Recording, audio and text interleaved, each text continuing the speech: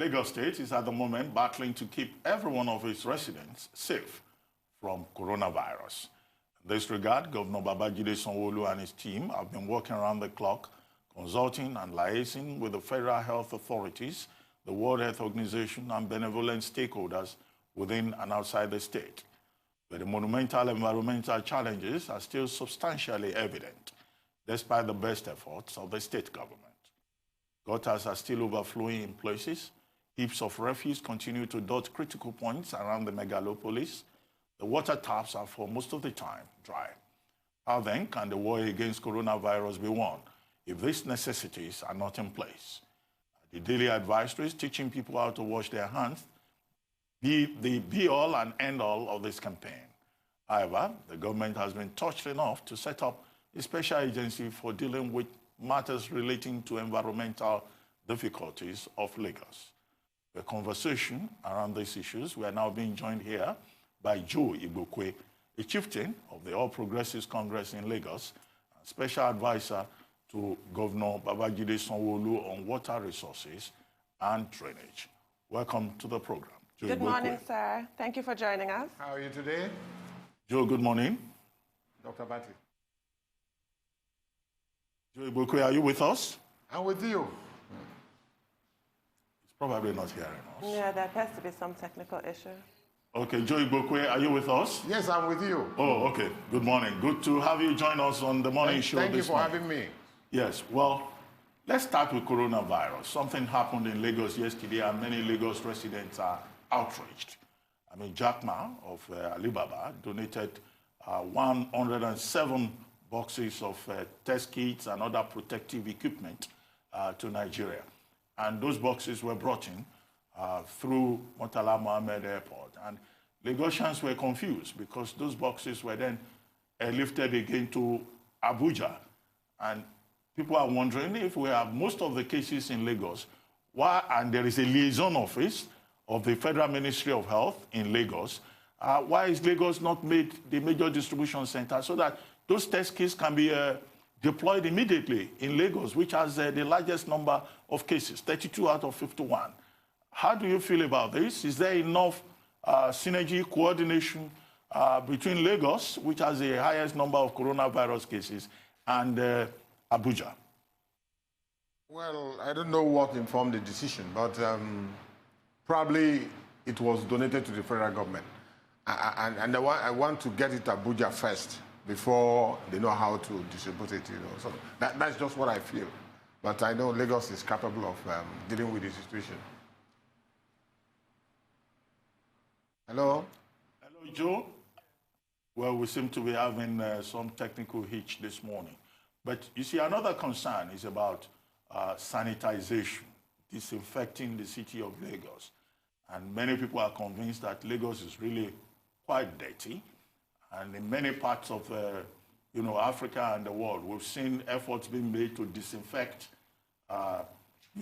neighborhood streets and all that. Is there any plan in place in Lagos to do this? Although we saw pictures of an effort yesterday at Stadium bus stop, but it was just one person carrying equipment, and there were more photographers than the team actually carrying out the sanitization of that bus stop. Is this about photo opportunity or a serious attempt to really do something? To be all over, critical areas in Lagos, bus stops, even the buses, markets. We had a meeting, and we know the places that are supposed to be visited. I mean, spraying those areas. I think they started. It's just a kickoff. That's what you saw, but it's all over. Critical areas, identified areas, in Lagos. So I think Lagos is on top of it. We started the preparation right from day one. We are not waiting for anybody. This is a city, one of the biggest cities in Africa, population of about 25 million people. So we are proactive. We are hyperactive, because we understand the challenges. We understand the population of Lagos. We understand how tight things are. And the state government started being very active right from day one. And that's why we've been able to reduce the number. And we are not leaving any stone unturned in this business. Everybody's in. All the ESCO members, everybody's working somewhere. Somebody's doing something somewhere. And Lagos is working. That's what I can tell you. Reassuring, sir, but then how are you dealing with some of the perennial challenges COVID-19 has now thrown into stark relief? The fact that poor hygiene is rife in Lagos, for starters. In your portfolio, dealing with water resources, also the fact that open defecation is practiced so highly in Lagos. I mean, Nigeria is the world's capital for open defecation. That was gross enough. But now that we have COVID-19, it's now become a matter of public health and an emergency. What are the efforts with regards to hand washing, hand hygiene, and what have you? If you have been taking mental notice, you would have seen that Governor has been very active, and he's addressing press conference almost every day. He's addressing the press almost every day. We're using social media, we're using newspapers, we're using television, we're using radio, we're even using town criers. We're going to the markets. So the news, people are getting aware. Anybody who tells you in Lagos now that he does not know what is going on, either is not listening. It is, the campaigns are there. We are taking it to the people, to the grassroots, to the remote part of Lagos, most remote part of Lagos. And we are getting responses. And Governor is on track on a daily basis. So that's what we're doing. And, you know, we have a partial lockdown in Lagos, minus the essentials.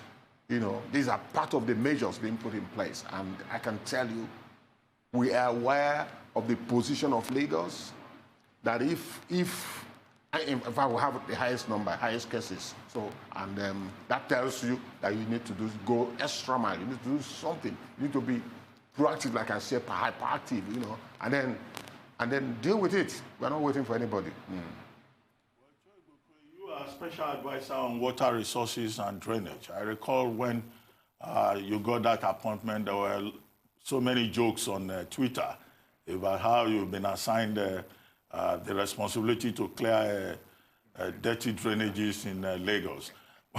What kind of advice have you been giving the government, considering that, you know, the rainy season is already here, and the drainages in Lagos are have not yet been cleared, and we're likely to have challenges of flash floods and, you know, major challenges in that direction. And then water resources.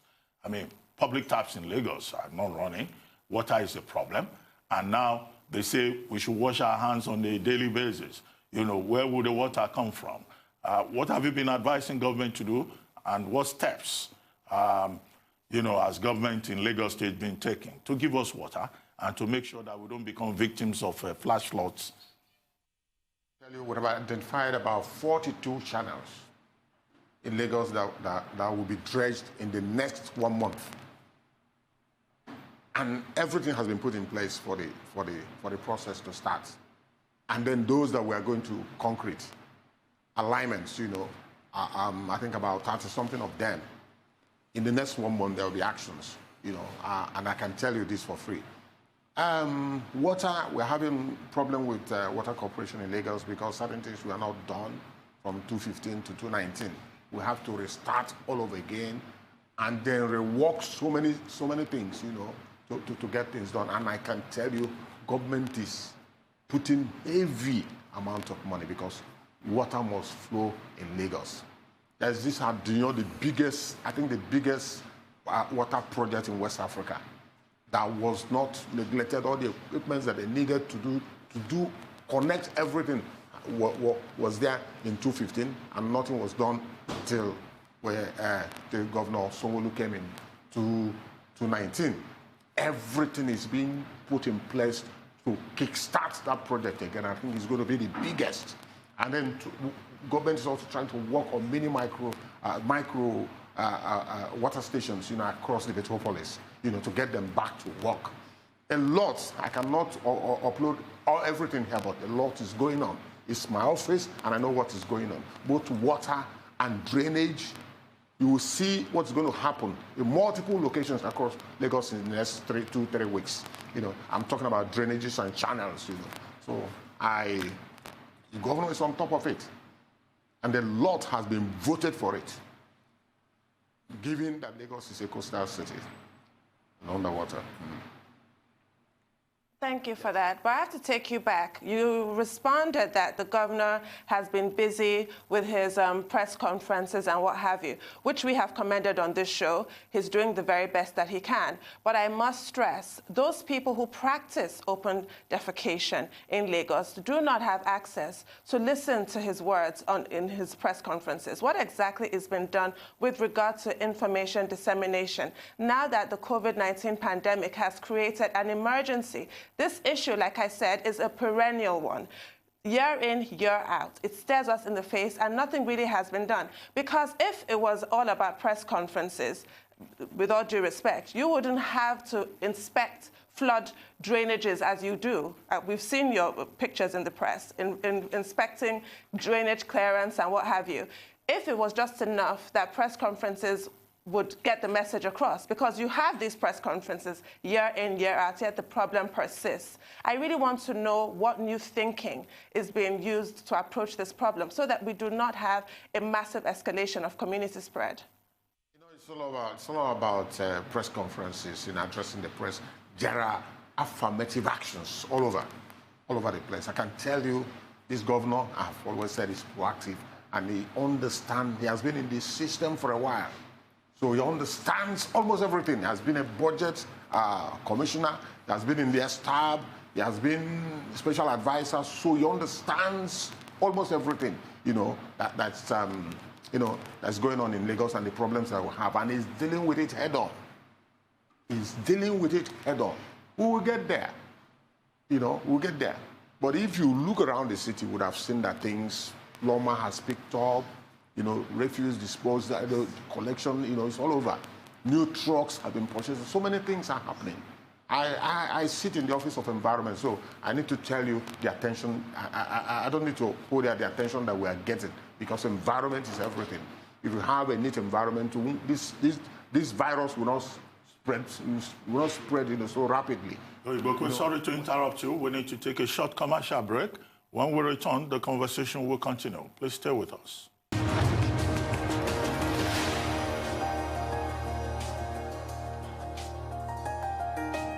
Welcome back to the morning show here on Arise News Channel. Still with us in our Lagos studio is Joe Igbokwe, the chieftain of the All Progressives Congress in Lagos, and special advisor to Governor Babajide Sanwo-Olu of Lagos State on water resources and drainage. Joe Igbokwe, if you may continue with your comments on open defecation and what should be done about it and what sanctions should be in place, because that poses a great threat to public health in Lagos in this season, in this time of coronavirus. That's one.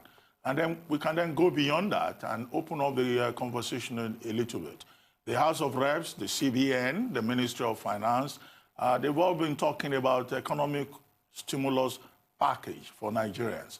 And many Nigerians feel that one missing link here is the fact that there is no attempt to give money directly to Nigerians who have been asked to sit at home. If the situation gets bad, maybe the entire country will probably shut down. Should there be some kind of direct, money assistance, financial assistance for the informal sector, for workers who may not get salaries, for persons who may become unemployed? Yes, I know Lagos has a plan. Lagos has a plan for this,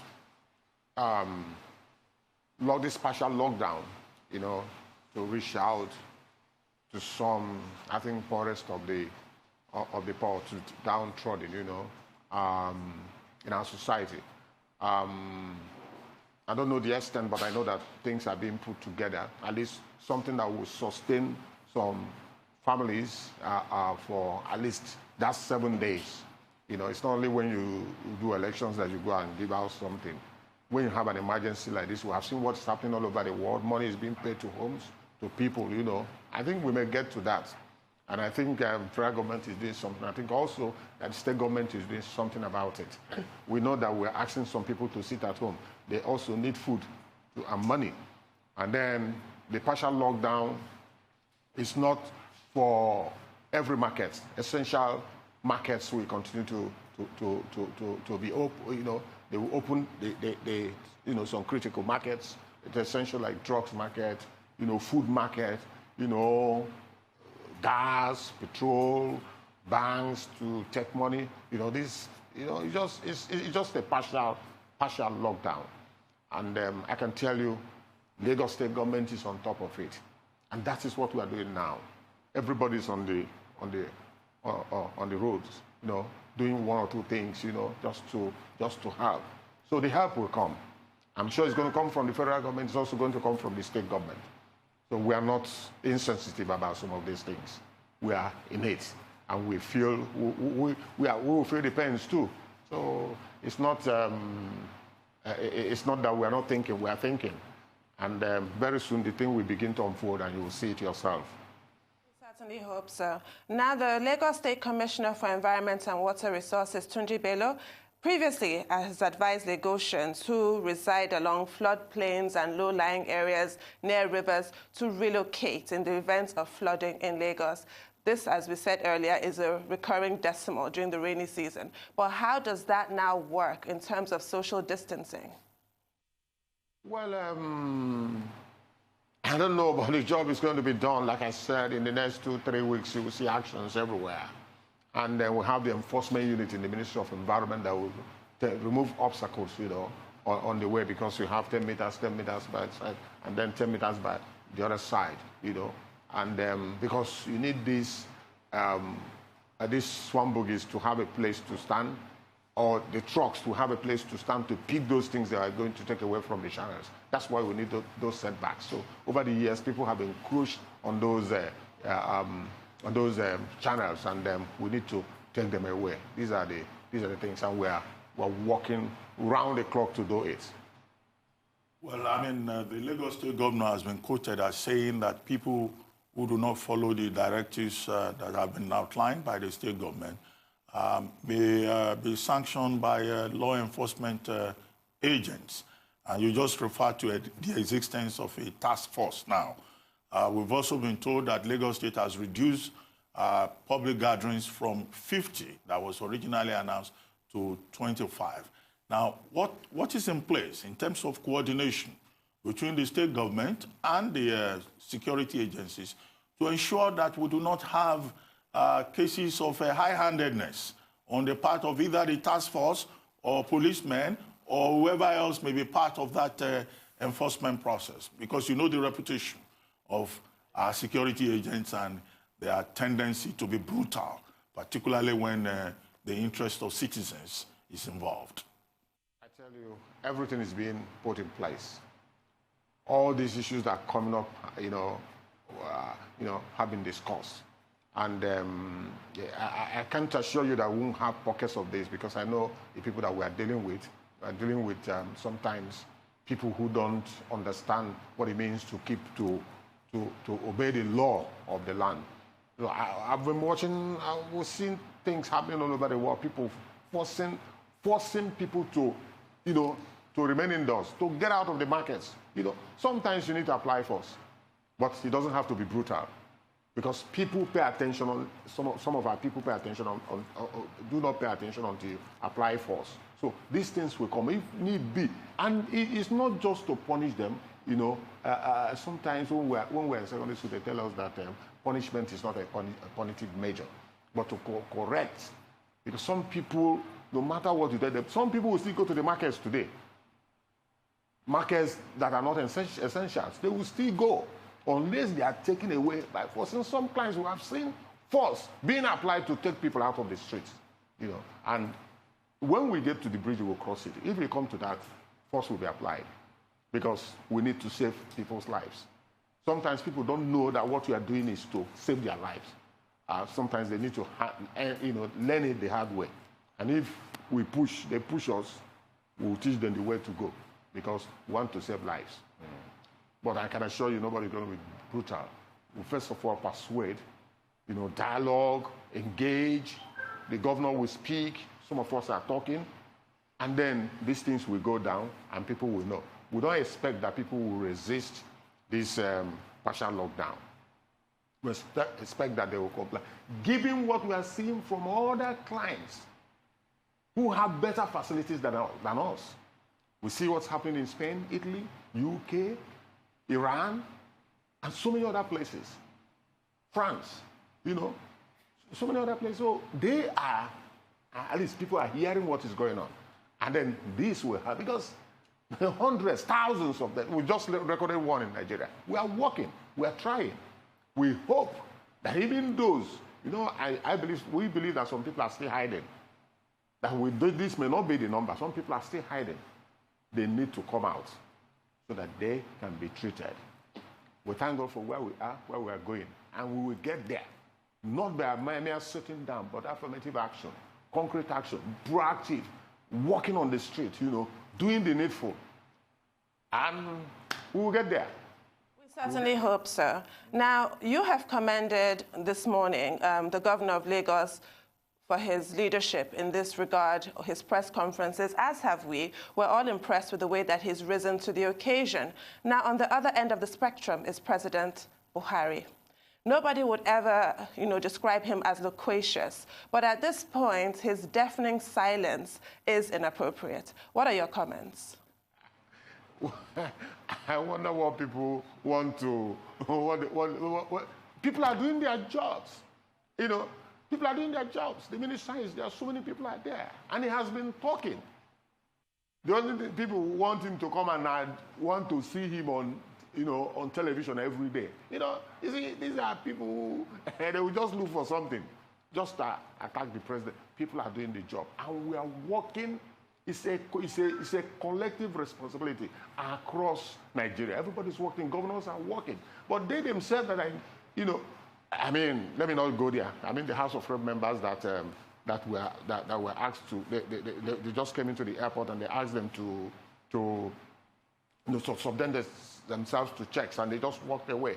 Hey, do you need the president to come and tell them what to do? So let us do our work. Sometimes you need to talk less and do more. That's what I feel. So the fact is that the system is working. Everybody is working. And things are not going to be the same again. All over the world, things are not going to be the same again. We are going to do what we have not done before. We are going to build the hospitals that we have not built before. We are going to invest in the system the way we have not, done before. These things are facts. And I tell you, dynamics will change. Thank you very much, Joe Igbokwe. Dynamics will change. We agree with you that dynamics will indeed change after coronavirus.